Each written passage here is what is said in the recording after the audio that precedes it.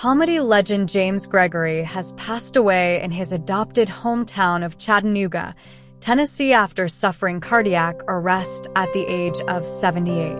Known to his many fans since the 1980s as the funniest man in America, his family confirmed his death on Thursday, May 9th, in a post on his official Facebook page.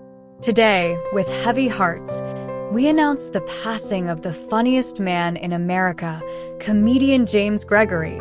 The statement read, "He brought laughter and joy to countless lives, leaving an indelible mark on the world of comedy and those who loved him." James' three nieces, who referred to him as Uncle Bubba, Martha and Mary Jane and Candy, along with their families, were instrumental in caring for him through his last days and weeks. The family's message concluded with a request for privacy at this time. Born in Georgia, Gregory was known for his stand-up shows across the southern United States. His laconic drawl was an unmistakable part of his routine, and he took his sweet time getting to his punchlines. Fans laughed uproariously as he riffed on modern life and poked fun at political correctness. Gregory's clean comedy act was always safe for television, but his appreciators were much more likely to see him live on stage or hear him on the radio.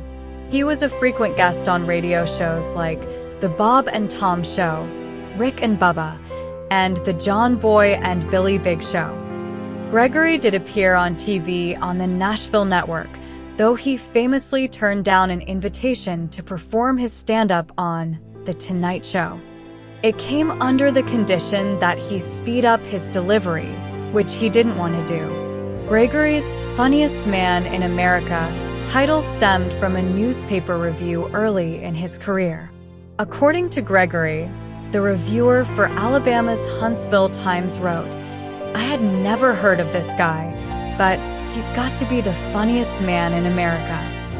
The comedian jumped on the glowing review, including it in his press kit. Soon, it was picked up by other news outlets, and he began being billed as the funniest man in America.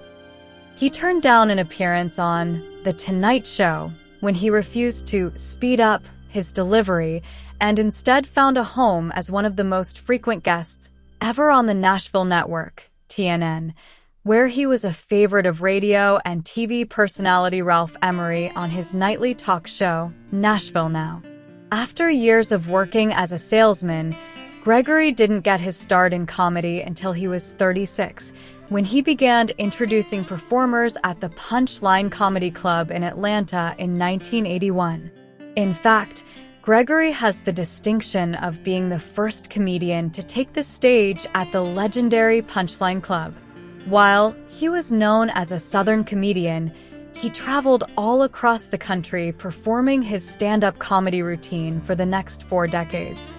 Before the end of the 1980s, the Funny Man would not only dubbed himself the funniest man in America, he also took the URL domain funniestman.com. According to his obituary on Facebook, Gregory was born in his parents' kitchen in the tiny Georgia town of Lithonia, Georgia in the afternoon of May 6, 1946. He would eventually have the proud distinction of being the first member of his family to graduate from high school, which he did all while working in a small grocery store since he was 11. After a short stint in the Marines, which ended within weeks due to health issues, he began his career as a salesman that went from 18 until he was 36. He got inspired to start a career as a comedian when he answered an advertisement to participate in a comedy night in the basement of the Atlanta area restaurant, Excelsior Mill. After using his knack for making people laugh as a salesman, Gregory began believing he could make the transition and deliver his comedy from a stage. His talents began to take shape as the comedy boom of the 1980s expanded, ultimately growing his star power until he worked his way to becoming a headliner at clubs. Gregory was especially popular in the southeastern United States, working comedy clubs and, later, theaters, especially in smaller towns near major cities. The way I see it, you're not just my audience. You're my customers, Gregory was quoted as saying in his upcoming autobiography. During his lifetime, the self-proclaimed patriot proudly performed for the U.S. troops during several overseas tours, including Operation Enduring Freedom, where he entertained soldiers on ships and aircraft carriers in Bahrain, and throughout Spain, Italy, and Germany. He was also honored and humbled to have performed for the troops and visiting wounded soldiers at Walter Reed Army Hospital in Bethesda, Maryland. Just before his passing, Gregory completed work on his first and only autobiography, A Bushel of Beans and a Peck of Tomatoes. The Life and Times of the Funniest Man in America, James Gregory, Post Hill Press, which will be published in November 2024. Funeral services are still ongoing. When the details of his memorial are confirmed, the information will be posted on James Gregory's official Facebook page. James Gregory, known as the funniest man in America, was practicing his own brand of unadulterated comedy for more than 3 decades. However, he is quite private about his personal life, including details about his wife. Despite his popularity as a comedian, James and his wife have opted to keep their married life private, so it's not clear whether he is still together with his wife or not.